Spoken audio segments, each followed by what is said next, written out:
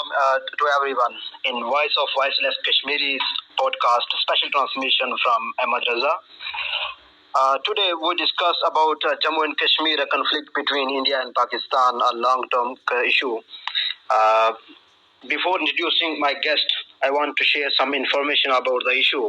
Jammu and Kashmir, a region nestled in the Himalayas, has been the heart of long-lasting and long-standing territorial dispute between India and Pakistan.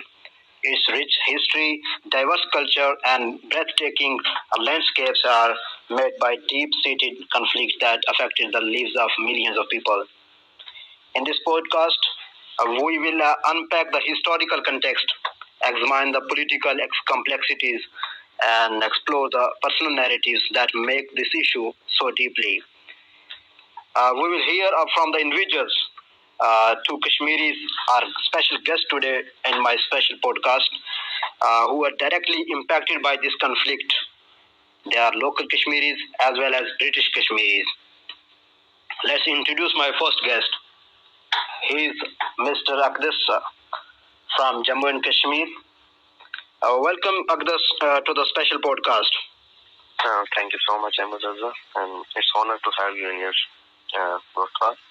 Thank you so much for your time. Today, our special podcast transmissions are about Jammu and Kashmir conflict between India and Pakistan, and I have to ask the special question: what's the current political situation in Jammu and Kashmir right now?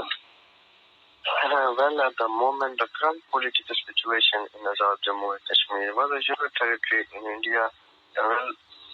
From the last 2019 August, the Indian government made significant changes to the status of Jammu and Kashmir by revoking its special autonomous status granted under Article 370C. Of the Indian Constitution, the region was bifurcated into two separate union territories, Jammu and Kashmir and Ladakh. So at that time, from now, there's a different situation in Kashmir and people are suffering there. So the central government of India assumed direct control over Jammu and Kashmir and the Legislative Assembly was dissolved. The region has been under increased security measures, including restriction on communication on movement, particularly in the Kashmir Valley. Are there any ongoing conflicts or security concerns in this region between India and Pakistan due to Kashmir issue? Yeah, many of them. There were ongoing security concerns in the region of Kashmir. The region has experienced a long-standing conflict between India and Pakistan, with both countries claiming sovereignty over the entire territory.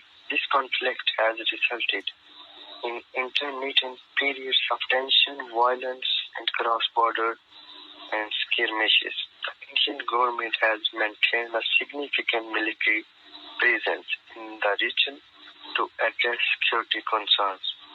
There have been instances of militancy, insurgency, and terrorist activities in the certain parts of Jammu and Kashmir. These security concerns have led to the implementation of various security measures.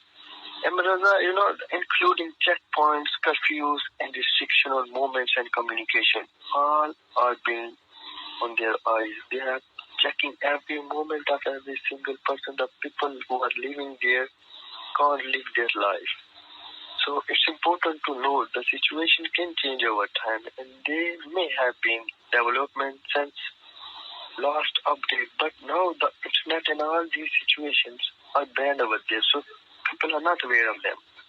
So most of them, and it's better to keep an eye and look on them. So for the most accurate and up-to-hand date, the security concern in Azad Jammu and Kashmir is at the moment very bad.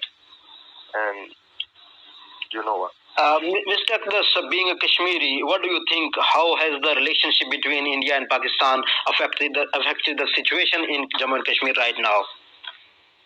Well, the relation between India and Pakistan regarding Kashmir issue has been stayed for several decades. Both countries claim sovereignty over the entire region of Jammu and Kashmir, which has been a source of conflict and contamination between them. Since the partition of British India in 1947, as we go in the past, India and Pakistan have fought several wars about Kashmir. Everybody wants Kashmir because Kashmir is a beautiful place. And mostly the main right on Kashmir is from Pakistan because they are also Muslim and they have the most popularity that they are going with Pakistan. Engaged in numerous military schemes over Kashmir, the dispute centers around different interpretation of historical agreements and United Nations resolution, as well as the aspiration of the people Jammu and Kashmir. India views Jammu and Kashmir as an integral part of territory, while Pakistan claims that Kashmir have the right of self-determination through unpublicized, a promise by UN resolution. Both countries have administrated different portion of region. India administrated the majority of Jammu and Kashmir as a unit territory, while Pakistan control a smaller portion known as Azad Jammu and Kashmir. And Pakistani called Indian part of Kashmir Indian occupied Kashmir, and Indian called POK Pakistan occupied Kashmir. And all right.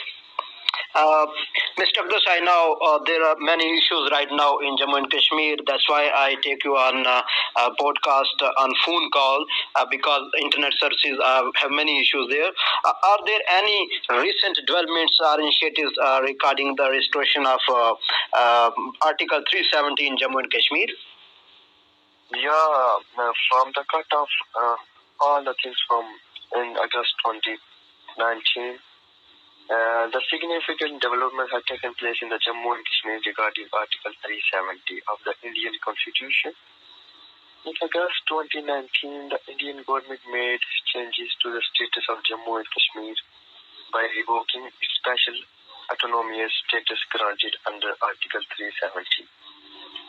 So, reorganization of Jammu and Kashmir, the situation in the region was bifurcated into two separate union territories. Another, the Jammu and Kashmir and Ladakh. Ladakh became a separate union territory without a legislature, and while Jammu and Kashmir retained its union territory status with a lieutenant governor. And there are many of things: dissolution of legislative assembly, changes in constitutional provision, and also changes in constitution assemblies. These changes sparked misreaction within and outside the region. Supporters of the move argued that. Well, sorry to interrupt you, Mr. Abdus. I want to ask 2 to 3 questions more. You can say, how are the people of Jammu and Kashmir affected by this situation? Are there any humanitarian issues, any human rights issues there? Yeah. There are many of them. Security and human rights concerns, socio-economic challenges, and displacement and refugee concerns, physical impacts, limited political participation. And you know what? The people over there are just like sitting in their rooms and they have no lives. Everybody is watching the Indian armies over there. They are banned from everything. They don't know how to spend their life, how to engage in themselves. There so many Indian restrictions, and their situation had various social, economic, and psychological implications for the residents of the region. Yeah. Mr. Abdus, what's the status of education system in Jammu and Kashmir right now you are facing there? Well, at the moment, the situation is very critical. The conflict had a determination effect on the socio-educational development of the region. Frequent disturbances, strikes, and unrest have affected the educational industries, also such as tourism, agriculture, and everything. Everything is disturbed by that. The lack of education, the opportunities development project has contributed to unemployment and poverty in some areas in the future. All right. The last one, Mr. Abdus, I want to ask, what is the current status of tourism, especially as the people know that Jammu and Kashmir is a very beautiful valley in the world right now, and tourism is the main industry there. But what is the current status of tourism in Jammu and Kashmir right now? Well, as I said, frequent distribution strikes and unrest affects industries such as tourism. Well, as I said, frequent distribution strikes and unrest affects industry, such as tourism. Let me introduce my another guest for the today's podcast. He is Muhammad Ali. He is a British Kashmiri and also a well-known columnist on Jammu and Kashmir conflict. Welcome, Muhammad Ali, to the special podcast. Thank you so much, Ahmed Raza, for having me in your show. Thank you so much. Mr. Muhammad Ali, how would you describe the current condition of Jammu and Kashmir, your perspective as a British Kashmiri? Well, Ahmed Raza Chaudhary, the situation of Azad Jammu and Kashmir is very bad at the moment. The Indian government made significant changes to the status of Jammu and Kashmir by revoking its special autonomous status granted under Article 370 of the Indian Constitution. The region was bifurcated into two separate union territories, Jammu and Kashmir and Ladakh. The central government of India assumed direct control over Jammu and Kashmir, and the Legislative Assembly was dissolved. All right. The region has been under increased security measures, including restrictions on communication and movement, particularly in the Kashmir Valley. All right. Mr. Akdas, sorry to interrupt you. Please speak loudly. What are some of the key issues or challenges that you believe Kashmir is facing at the moment? I think so. It's a service problem in your area. I'm trying to speak louder. I know many people want to hear. All right. We are the voice of Kashmir. Thank you so much. As of my knowledge, from September 21, there were ongoing security concerns in the region of Jammu and Kashmir. The region has experienced a long-standing conflict between India and Pakistan, with both countries claiming sovereignty over the entire territory. This conflict has resulted in intermittent periods of tension, violence, and cross borders. The Indian government has maintained a significant presence in the region to address security concerns, and there have been instances of militancy, insurgency, and terrorist activities in the current parts of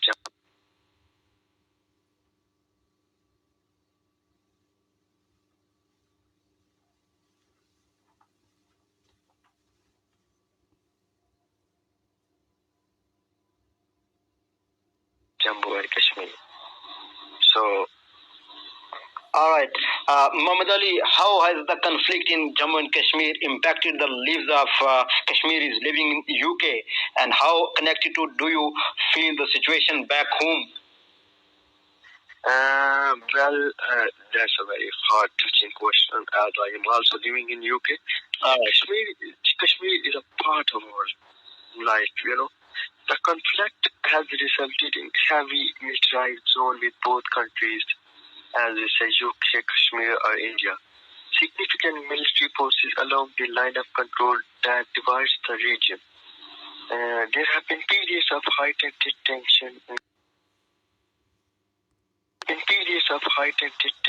including cross-border fighting, ceasefires, violation, and infiltration attempts. So it's very hard to listen all those type of things, that there's a violation on the borders, and it's very hard to bear that. So as living as a British Kashmiri over here, when I listen something about our Kashmir, that this happened to that time, and so it's very hard, self-frustrating situation. Do you want to go back to your homeland in recent current critical situation? Yeah, I have been through in current recent situation. I have been visited, and you know, Ahmed, there is a different scenarios over there. The life we are living over here are totally different. Those people have fear in their eyes. They are living in stress. So it's very hard to. You have to go over there and have a live broadcast over there. All right. As per my knowledge, more than 1.5 million Kashmiris are living in the United Kingdom right now. I am also surprised by this number. Mr. Muhammad Ali, how do you see the role of international community, including United Kingdom, in supporting peace and stability in Kashmir right now? Well, right now, Ahmed Raza, if we unite each other in the United Kingdom, the Kashmiris, we stand for them. If we raise our voice for them, then maybe the issue can be resolved. So there is a one, as you said, the number. So it's a very high number. If we want to do something, we can. We can fight for their rights. Yes, all right. As you know, this issue is created by United Kingdom in 1947 between India and Pakistan, and now you are living in United Kingdom as a British Kashmiri. How you feel right now as a British Kashmiri? Well, that's a very interesting question. The issue was also came from the United Kingdom that because there are the kings over there and they have their governments and everything, and they are ruling the whole, the Indian Pakistan everything. So now as having a British nationality, not feeling too much well as living my life and having a good reputation over here and there, and yeah, it feels good. But you also have a backbone support.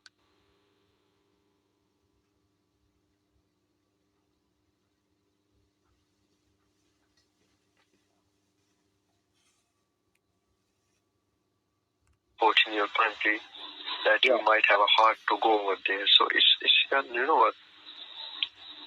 All right. The last one, Mr. Muhammad Ali, as a British Kashmiri, how do you balance your cultural identity and heritage with your experience in life in UK, especially in relation to the Kashmir issue? Well, Kashmir is a big issues in our lives. So we can address them by having different. We just created different like assemblies, resolutions, and we just speak by our words. And if something happens, we go on the streets and make a big impact for them. And also we can show our religion having a British nationality. We have our culture that we can celebrate over here. So we prove our identity to these people. Where are we from? What are we doing? So what's about and where from we are. So it's not having a British nationality. We are our religion, our faith, everything, our culture, our identity. So all right. Thank you so much, Mr. Muhammad Ali, for your time. And I'm also thankful to all the audience who are joining us at today a special transmission for the podcast. See you soon. Ahmed Raza reporting for Beckett Now, Bradford. Thank you. Much.